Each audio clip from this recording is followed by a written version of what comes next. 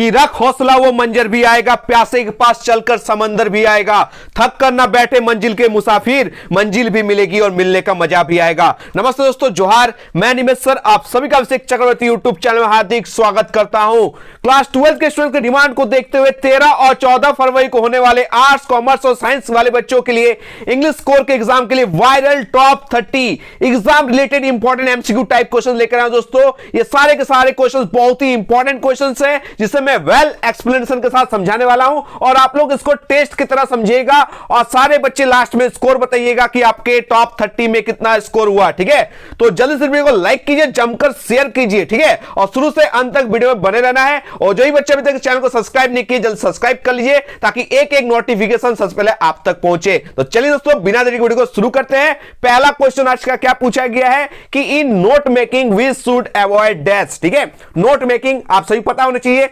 Passage से है। ठीक है, पैसेज में समरी राइटिंग और नोट मेकिंग अच्छे से करके जाना है। यहां पे जो नोट मेकिंग से पूछा है कि जब हम लोग नोट मेकिंग करते हैं, नोट बनाते समय हमें किससे बचना चाहिए, किसको अवॉइड करना चाहिए, ये आपसे क्वेश्चन पूछा गया है। तो याद रखिएगा, नोट मेकिंग में हम लोग सेंटेंस का इस्तेमाल नहीं करते। याद रखिएगा, लॉन्ग सेंटेंस का इस्तेमाल नहीं करते हैं, इससे हमें बचना चाहिए। Clear, option C is the correct answer. चलिए आगे बढ़ते हैं हम लोग क्वेश्चन नंबर 2 की ओर। क्या पूछा गया दोस्तों, in note making notes are not written in dash. मैंने बार बार आपको समझाया कि जब भी हम लोग नोट मेकिंग बनाएंगे यानी नोट्स लिखेंगे ना, पॉइंट्स में लिखेंगे ना, तो हम कभी भी सेंटेंस का इस्तेमाल नहीं करेंगे। लॉन्ग सेंटेंस, फुल सेंटेंस यानी सेंटेंस का ही इस्तेमाल नहीं करना है नोट मेकिंग में। याद रखिएगा, यानी option C is the correct answer. जो भी बच्चे ऑप्शन सी की ओर जा रहे हैं एकदम करेक्ट है। चलिए आगे बढ़ते हम लोग क्वेश्चन नंबर 3 की ओर। चलिए क्वेश्चन नंबर 3 आप लोग देख सकते हैं। कल सारे बच्चे ने, मैंने सेट 2 अपलोड किया था, 200 प्लस बच्चों ने लाइक किया था, 300 प्लस टारगेट दिए थे, जबकि 200 प्लस बच्चों ने लाइक किया था। बस इस वीडियो को भी लाइक कीजिएगा। 300 प्लस आप लोग का डेली जो है, मैं डेली वीडियो लाऊंगा, चाहे वो सब्जेक्टिव भी हो ऑब्जेक्टिव भी हो। ठीक है, उस दिन सब्जेक्टिव का वीडियो मैंने अपलोड किया था, कल भी आएगा। ठीक है, अगर आप लोग का डिमांड रहा तो। ये जो क्वेश्चन नंबर 3 में क्या पूछा गया है, at which place with love can be use in an informal letter. Informal letter जिसे हम किसको लिखते हैं, इनफॉर्मल लेटर आप सही पता होना चाहिए, भाई को, बहन को, चाचा को, मम्मी को, पापा को, दोस्त को, ये सब जो लेटर्स होता है वो इनफॉर्मल लेटर होती है, वो अनौपचारिक पत्र होती है। ठीक है, तो उसमें जब हम लोग विथ लव का इस्तेमाल करते हैं, याद रखिएगा किस स्थान पर आप विथ लव का इस्तेमाल आप लोग कर सकते हैं। तो इसका आप लोग का जो करेक्ट आंसर होगा ना, एकदम क्लोजिंग टाइम में। कहा, क्लोजिंग टाइम में हम लोग विथ लव का इस्तेमाल करते हैं। ऑप्शन जो ए है वो करेक्ट आंसर है। एकदम समापन जहां करते हैं वहां हम लोग विथ लव का इस्तेमाल कर सकते हैं। एकदम करेक्ट आंसर ऑप्शन ए। चलिए आगे बढ़ते हैं हम लोग क्वेश्चन 4 की ओर। When people are enslaved what key do they have, यानी की मतलब चाबी। ठीक है, टू द प्रिजन, प्रिजन मतलब था जेल में। ठीक है, according to MML, the last lesson से ये क्वेश्चन है कि एमएमएल के अनुसार जब, ठीक है, जब लोग जेल में होते हैं तो उनके पास कौन सा चाबी होना चाहिए। ठीक है, जब लोग गुलाम होते हैं, जेल में होते हैं, तो उनके पास कौन सी कुंजी होनी चाहिए, उनका लैंग्वेज होना चाहिए। ठीक है, अगर लैंग्वेज भूल जाइएगा तो आप लोग ऑलरेडी क्या हो जाइएगा, गुलाम हो जाइएगा। तो their language is the correct answer. चलिए आप लोग बताइए तो एमएमएल जो है वो कौन से लैंग्वेज के टीचर थे, एमएमएल कौन से लैंग्वेज के टीचर थे। ठीक है, ये आप लोग को कमेंट में बताना है और एक ही स्कूल में कितने सालों से पढ़ा रहे थे ये भी आप लोग को बताना है। आगे बढ़ते हैं हम लोग क्वेश्चन 5 की ओर। चलिए क्वेश्चन 5 में क्या पूछा गया है कि what was MML going to question French about. ये फ्रेंच स्टूडेंट का नाम है, एमएमएल टीचर का नाम है। ठीक है, ये जो एमएमएल है, ठीक है, किस बारे में सवाल पूछने वाले थे, किससे, फ्रेंच से। तो आप सही पता होना चाहिए, ये होमवर्क दिए थे पार्टिसिपल्स पे। ठीक है, ये पार्टिसिपल्स पर होमवर्क दिए थे, पूछने वाले थे। ये फ्रेंच को पार्टिसिपल्स का पहला अक्षर भी नहीं पता है। ठीक है, इसके बारे में कुछ भी जानता नहीं है। ठीक है, चलिए आगे बढ़ते हैं हम लोग क्वेश्चन नंबर 6 की ओर। Is your school ready, who ask this question. क्या आपका स्कूल तैयार है, यह सवाल जो है किसने पूछा है। आप सही पता होना चाहिए, यह सवाल जो पूछा है ये साहेब ने पूछा है। किससे पूछा है, एनिस जंग से। किससे पूछा है, एनिस जंग से। आप सही पता होना चाहिए साहेब का पूरा नाम क्या है, उस नाम का पूरा मीनिंग क्या है, ये आप लोगों को कमेंट में बताना है। साहेब का पूरा नाम क्या है, साहेब कहां से है, साहेब कहां से उठकर आया है, कब आया है, ये सारी बेसिक क्वेश्चंस है, आपको पता होना चाहिए। सारे क्वेश्चंस का आंसर आप लोग कमेंट बॉक्स में देना है। ठीक है, चलिए आगे बढ़ते हैं हम लोग नेक्स्ट क्वेश्चन की ओर। Question number 7, who insist on being his own master. बताइए, ये क्वेश्चन मैंने कराया है ना कि कौन अपना मालिक खुद बनने पर जोर देता है। ठीक है, कौन, आप सही पता होना चाहिए। मुकेश। मुकेश कौन है? ये फिरोजाबाद से है। ये भी लॉस्ट स्प्रिंग का सबसे इंपॉर्टेंट कैरेक्टर है। जैसे साहेब भी लॉस्ट स्प्रिंग का कैरेक्टर है ना, उसी तरह मुकेश भी कैरेक्टर है। और ये जो मुकेश है ये बैंगल मेकर की फैमिली से बिलोंग करता है, फिरोजाबाद से बिलोंग करता है। ये फिरोजाबाद किस लिए फेमस है, ये आंसर आप लोग कमेंट बॉक्स में दीजिएगा। फिरोजाबाद जो सिटी है वो क्यों फेमस है, इसका आंसर आप लोग कमेंट बॉक्स में दीजिएगा। ये मुकेश का एकमात्र लक्ष्य है मोटर मैकेनिक बनना है। ठीक है, क्या बनना है? मोटर मैकेनिक बनना है। अपने भाग्य का निर्माता उसे खुद बनना है, इसलिए वो अपने भाग्य का निर्माता बनना चाहता है। ऑप्शन बी जो है वो करेक्ट आंसर है। ये जो एनिस जंग देख रहे हैं ना, ये तो लेखक का नाम है। ठीक है, इस स्टोरी के ऑथर का नाम है। आगे बढ़ते हैं हम लोग क्वेश्चन नंबर 8 की ओर। क्वेश्चन नंबर 8 आप लोग देख सकते हैं, क्या पूछा गया है? Where is Yakima located. आप सही पता होना चाहिए। याकीमा डीप वाटर मैंने अच्छे से पढ़ाया ना, डीप वाटर स्टोरी। ठीक है, विलियम ओ डगलस का, जिसमें आपको बताया था ना। आप लोग खाली बताइएगा कमेंट में, ये जो डीप वाटर स्टोरी है ये ऑथर के किस बुक से लिया गया है। ऑथर के एक ऑटोबायोग्राफी से लिया गया डीप वाटर। उस ऑटोबायोग्राफी का नाम आप लोग कमेंट बॉक्स में जरूर बताइएगा। यहां पे पूछा है याकीमा। ये जो याकीमा है ये क्या है? रिवर है। क्या है? नदी है, बहुत ही डेंजरस रिवर है। ठीक है, ये याकीमा रिवर कहां, ये आपसे क्वेश्चन में पूछा गया। आप सही पता होना चाहिए। इन वाशिंगटन में। कहां है? इन वाशिंगटन यानी यूनाइटेड स्टेट्स। आप लोगों के लिए क्वेश्चन है, आप लोग बताइएगा लेक वेंटवर्थ कहां है? लेक वेंटवर्थ, जहां पर जो विलियम ओ डगलस से छलांग लगाता है, 2 माइल तक तैरता है, उसका डर खत्म हो जाता है। तो ये जो लेक वेंटवर्थ है ये कहां है, ये आप लोग को कमेंट बॉक्स में बताना है। ठीक है, चलिए आगे बढ़ते हैं हम लोग क्वेश्चन 9 की ओर। चलिए क्वेश्चन 9 का आंसर दीजिए। YMCA stands for. YMCA ये एक स्विमिंग पूल है। आप सही पता होना चाहिए, ये एक स्विमिंग पूल का नाम है। आप सही पता होना चाहिए, जो स्विमिंग पूल है ना, ये जो स्विमिंग पूल है ये कितना था? 9 फीट था। कितना था? 9 फीट का था ना। ये 9 फीट का स्विमिंग पूल था। जब यहां पर विलियम ओ डगलस डूब जाता है ना, एक 18 साल का प्रोबेबली 18 ईयर्स ओल्ड का जो लड़का आता है, इसे उठा के फेंक देता है। तो डूबते समय ये जो 9 फीट का जो स्विमिंग पूल है उसे 90 फीट का लगता है। कितना फीट का लगता है? 90 फीट का लगता है। ठीक है, यहां पे जो क्वेश्चन में पूछा गया है कि YMCA का फुल फॉर्म बताइए। आप सही पता होना चाहिए। इसका जो करेक्ट आंसर हो जाएगा option A, young mains Christian association. याद रखिएगा, young mains Christian association, option A is the correct answer. ठीक है, आगे बढ़ते हम लोग क्वेश्चन नंबर 10 की ओर। चलिए इस क्वेश्चन का आंसर देखिए। All we have to fear is fear itself, who said. ये लाइन जो है किसने कहा है?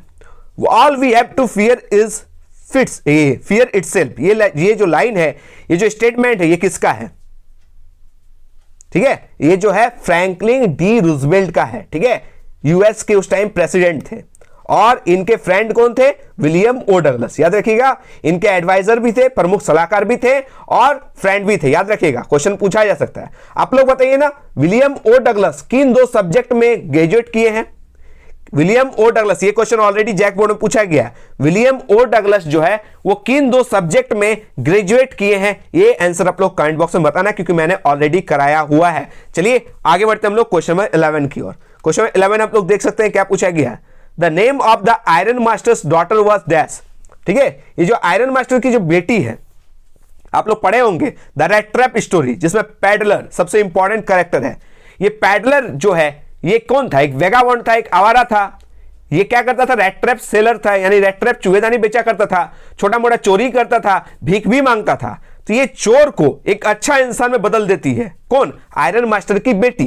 तो ये आयरन मास्टर की बेटी बहुत इंपॉर्टेंट कैरेक्टर है। तो उनका नाम क्या है? यहां पे क्वेश्चन पूछा गया, आयरन मास्टर की बेटी का नाम क्या है?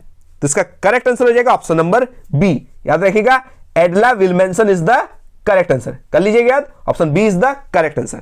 चलिए आगे बढ़ते हम लोग क्वेश्चन नंबर 12 की ओर।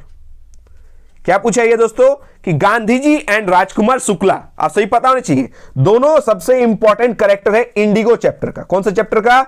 इंडिगो चैप्टर का सबसे इंपॉर्टेंट कैरेक्टर है। ठीक है, Gandhi ji and Rajkumar Shukla boarded a train in Calcutta for dash. आप सही पता होना चाहिए, ये जो गांधी जी और राजकुमार शुक्ल कलकत्ता में ट्रेन में सवार हुए। ठीक है, कहां के लिए? रांची के लिए, धनबाद के लिए, पटना के लिए या फिर लखनऊ के लिए? इसका करेक्ट आंसर क्या हो जाएगा दोस्तों? इसका करेक्ट आंसर हो जाएगा पटना के लिए। याद रखिएगा, आप सही पता होना चाहिए। Rajkumar Shukla, who was Rajkumar Shukla? Rajkumar Shukla was a poor sharecropper from Champaran. याद रखिए कहां से है, एक पुअर शेयर क्रॉपर है, चंपारण से। ये गांधी जी से मिलने गए थे लखनऊ, ठीक है। गांधी जी बोल दिए ऑल ओवर इंडिया मेरा बहुत अपॉइंटमेंट है, मैं नहीं आ सकता। फिर राजकुमार शुक्ला इनके पीछे पड़ गए, जहां जहां गांधी जी जाते थे वहां वहां राजकुमार शुक्ला पहुंच जाते थे। लास्ट में कलकत्ता में क्या हुआ, गांधी जी इंप्रेस हो गए। उसके बाद राजकुमार शुक्ला के साथ कलकत्ता से ट्रेन पकड़कर पटना के लिए रवाना हुए और उसके बाद चंपारण है। याद रखिएगा, ठीक है। चलिए क्वेश्चन नंबर 13 की ओर हम लोग बढ़ते हैं। क्वेश्चन नंबर 13 बहुत ही इंपॉर्टेंट क्वेश्चन है। When did MRA visit Madras, ठीक है। ये जो एमआरए जो ग्रुप है ना, आप सभी पता होना चाहिए एमआरए ग्रुप में कितने लोग थे, ये आप लोग बताइए कमेंट में, ठीक है। When did MRA visit Madras, ये जो एमआरए है, ठीक है, ये मद्रास का दौरा कब किए थे, आप सही पता होना चाहिए 1952 में। याद रखिएगा कब, 1952 में। ऑप्शन जो डी है वो करेक्ट आंसर है। आप लोग पढ़े होंगे ना जिमिनी स्टूडियो, आप लोग बताइएगा ये जिमिनी स्टूडियो जो है इसकी स्थापना कब हुई, इसके बॉस कौन है, ये जिमिनी स्टूडियो है कहां, ठीक है। ये सब आप लोग कमेंट में जरूर बताइएगा। आगे बढ़ते हम लोग क्वेश्चन नंबर 14 की ओर। चलिए आ ही गया क्वेश्चन जो मैंने अभी जस्ट आप लोगों से पूछा। क्वेश्चन पूछ जो है, देखिए कितने बच्चे करेक्ट आंसर दिए। वही क्वेश्चन है कि एमआरए जो ग्रुप है इसमें कितने लोग थे, ठीक है। क्वेश्चन जो पूछा है ना कि एमआरए जो ग्रुप है इसमें कितने लोग थे, how many people were there in MRA group. MRA group में लगभग कितने पीपल थे, कितने लोग थे। याद रखिएगा ऑप्शन जो डी है वो करेक्ट आंसर, लगभग 200 पीपल, 20 नेशनलिटीज। याद रखिएगा 200 लोग थे। ऑप्शन डी जो है वो करेक्ट आंसर है, याद रखिएगा। आगे बढ़ते हम लोग क्वेश्चन नंबर 15 की ओर। क्वेश्चन नंबर 15 में क्या पूछा गया आप लोग देख सकते हैं। What secret did Sophie share with her brother. बहुत ही इंपॉर्टेंट क्वेश्चन है। सोफी, जेंसी, सोफी का बड़ा भाई, सोफी का छोटा भाई और सोफी के पिता का नाम, ये सब का नाम याद करके आपको जाना है, ठीक है। तो यहां पे जो क्वेश्चन पूछा है, क्वेश्चन क्या पूछा गया है, पूछा गया है कि what secret did Sophie share with her brother. Sophie ने अपने भाई के साथ कौन सा जो रहस्य है, कौन सा जो सीक्रेट है वो साझा किया है। तब सही पता होना चाहिए। इसका जो करेक्ट आंसर है ऑप्शन डी, क्या, option D, C met Danny Casey a famous footballer. वो प्रसिद्ध फुटबॉलर डैनी केसी से मिली है। ये जो बात है सोफी अपने भाई से शेयर किया। भाई का नाम जियोफ, याद रखिएगा जियोफ, ठीक है, क्लियर। ये डैनी केसी कौन है सर, ये एक आयरिश फुटबॉलर है, याद रखिएगा, ठीक है। सोफी का एक फ्रेंड है जिसका नाम है जेंसी। सोफी सर कैसा है, कैसी है सोफी जो है वो दिन में सोती है ना, सोफी दिन में सो के बड़ा बड़ा सपना देखने वाली लड़की है। जेंसी ये कौन है, ये एक रियलिस्टिक एकदम रियलिस्टिक लड़की है, ठीक है, प्रैक्टिकल लड़की है। चलिए आगे बढ़ते हैं हम लोग क्वेश्चन नंबर 16 की ओर। ये क्वेश्चन आप लोग देख सकते हैं। When does Sophie and her family go to watch the football match. बहुत ही इंपॉर्टेंट क्वेश्चन है, हटके है एकदम एग्जाम से सटके वाला क्वेश्चन है, ठीक है। आज थोड़ा सा नया नया क्वेश्चन आप लोग को देखने को मिल रहा है, ठीक है। इसी तरह डेली प्रैक्टिस करवाएंगे, बस 300 प्लस लाइक देखकर आप लोग सपोर्ट दिखाइए। डेली इतना प्रैक्टिस करवाएंगे ना कि इंग्लिश स्कोर का एग्जाम जब तक आप लोग का सामने आ जाएगा आप लोग 30 में 30 स्कोर कीजिएगा, एकदम मेरा वादा है 30 में 30 स्कोर कीजिएगा। इसलिए वीडियो को डेली देखिएगा। आप लोग यदि डेली डिमांड करेंगे तो मैं डेली एक एक करके वीडियो आप लोग को एमसीक्यू सारा क्लियर करवा दूंगा और साथ ही में सब्जेक्टिव जो है वो भी क्लियर कर दूंगा, ठीक है। तो बस आप लोग लाइक करने में कंजूसी ना करें, शेयर करने में कंजूसी ना करें। तो ये जो क्वेश्चन पूछा गया ना कि when does Sophie and her family go to watch the football match, ठीक है। ये जो सोफी है उनका जो परिवार है फुटबॉल मैच देखने कब जाता है, तो याद रखिएगा सैटरडे को। कब, सैटरडे को यानी शनिवार को। ऑप्शन जो डी है वो करेक्ट आंसर। चलिए आगे बढ़ते हैं लोग नेक्स्ट क्वेश्चन की और क्वेश्चन नंबर 17। क्वेश्चन नंबर 17 से पहले आप लोग देख सकते हैं इस तरह का क्वेश्चन आप लोग को दिया जाएगा। एक एक्सट्रैक्ट दिया जाएगा, पोएम से उठा के 4-5 लाइंस दिया जाएगा, उससे रिलेटेड 2-3 क्वेश्चंस पूछा जाएगा। तो चलिए समझते हैं कि कौन से कविता से ये लाइंस लिया गया है। Read the given extract and answer the questions. दिए गए पंक्ति को अच्छे से पढ़िए और प्रश्नों के उत्तर दीजिए। चलिए पढ़ते हैं अच्छे से। परहैप्स मतलब होता है शायद, ठीक है। The earth can teach us when everything seems dead and later proves to be alive, ठीक है। शायद हम पृथ्वी हमें शिक्षा दे सकती है क्योंकि जब हर चीज मृतप्राय नजर आती है और यही बाद में जिंदा साबित होती है। देखिए पृथ्वी सब कुछ जब है मृतप्राय लगती है तो पृथ्वी जीवित रहती है, ठीक है। ये हमें किससे सीखना चाहिए, अर्थ से। यानी यहाँ पर जो है पॉइंट जो एग्जाम्पल किसको दिया गया है, यहाँ पर पृथ्वी के माध्यम से एग्जाम्पल दिया गया है। Now I will count up 12, अब मैं 12 गिनूंगा। कितना गिनूंगा? 12 गिनूंगा। एंड यू कीप क्वाइट, आप लोग सब समझ सकते हैं, कीप क्वाइट से ही आप लोग पकड़ लेंगे कि कौन सा कविता से ये लाइंस लिया गया, पकड़ लिए ना। चलिए, एंड आई विल गो, अब मैं 12 तक गिनूंगा और आप सब चुप रहेंगे और फिर मैं चला जाऊंगा। ठीक है, तो आप लोग समझ गए, कीप क्वाइट से आप लोग समझ गए होंगे किस कविता से ली गई है। चलिए क्वेश्चन नंबर 17 आप लोग देख सकते हैं क्या पूछा गया है। The given extract is taken from the poem, ये जो दिया गया पंक्ति है किस कविता से ली गई है? कीप क्वाइट से आप लोग क्लियर हो गए, कीपिंग क्वाइट से ली गई है। किससे? कीपिंग क्वाइट से। चलिए आप लोग बताइए तो कीपिंग क्वाइट के पोएट कौन है? माई मदर एट 66 के पोएट कौन है? ए थिंग ऑफ ब्यूटी के पोएट कौन है? और ए रोड साइड स्टैंड के पोएट कौन है? ये सारे क्वेश्चंस का आंसर आप लोग दीजिए। ठीक है, चलिए आगे बढ़ते हैं हम लोग नेक्स्ट क्वेश्चन की ओर। Question number 18, who teaches us that there is always life under apparent stillness. ठीक है, जब सब कुछ मृत लगता है तो भाई जीवित कौन रहता है? ये एग्जांपल कौन सेट करता है? पृथ्वी। मैंने पढ़ाया ना, the earth is the correct answer, याद रखिएगा, the earth is the correct answer, option B is the correct answer. चलिए आगे बढ़ते हैं हम लोग क्वेश्चन 19 की ओर। चलिए, क्या है क्वेश्चन नंबर 19 में? पूछा गया है what lives alive when everything seems dead. जब सब कुछ मृत लगता है तो भाई जीवित कौन रहता है? कौन रहता है जीवित? पृथ्वी। किसका एग्जांपल दिया गया था? द अर्थ का। ठीक है, देखिए आज मेरा प्रोफाइल पिक चेंज हो गया, मेरा नाम है अनिमेश सर। ठीक है, आप इंस्टा में मुझे अनिमेश सर से सर्च कीजिएगा, फॉलो कर लीजिएगा। ठीक है, आगे बढ़ते हैं हम लोग क्वेश्चन नंबर 20 की ओर। क्या पूछेगा क्वेश्चन नंबर 20 में? What symbol is used to express fast moving change in human life from childhood to old age. बचपन से बुढ़ापे, ठीक है, बचपन से 55 तक, बचपन से 55 तक जो हम लोग फास्ट मूव करते हैं। ठीक है, बचपन से हम लोग जो 55 तक यानी बचपन से बुढ़ापे तक मानव जीवन में तेजी से होने वाले परिवर्तन को व्यक्त करने के लिए किसका प्रतीक का उपयोग किया गया है इस पोएम में?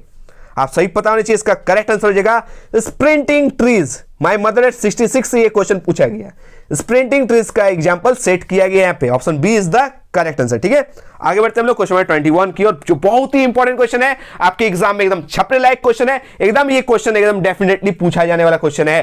ठीक है, कि ये थिंग ऑफ ब्यूटी जो है ये किससे लिया गया? ठीक है, कवि के किस बुक से ये लिया गया? तो एंडीमियन से लिया गया है, याद कर लीजिएगा ना, बहुत इंपॉर्टेंट क्वेश्चन है।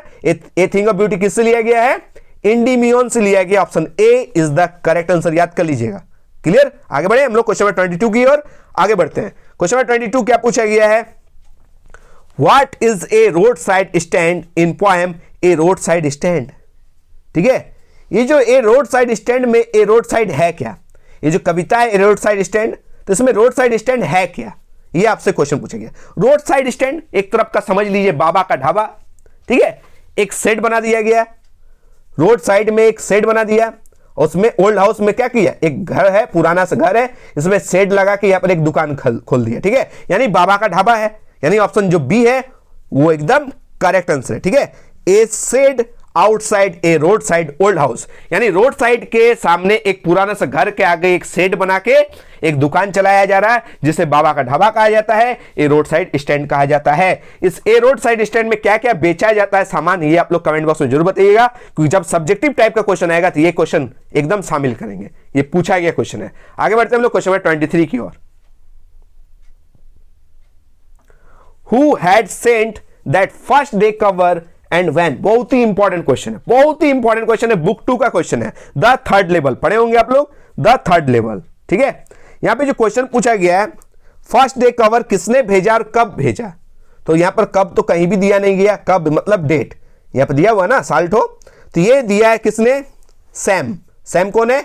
ये साइक्लिस्ट है, एक मनोचिकित्सक है। किसका दोस्त है? आप सही पता होना चाहिए, चार्ली। किसका दोस्त है? चार्ली का। ठीक है, तो ये जो सैम है ना, ये फर्स्ट डे कवर भेजा है। ठीक है, कब भेजा है?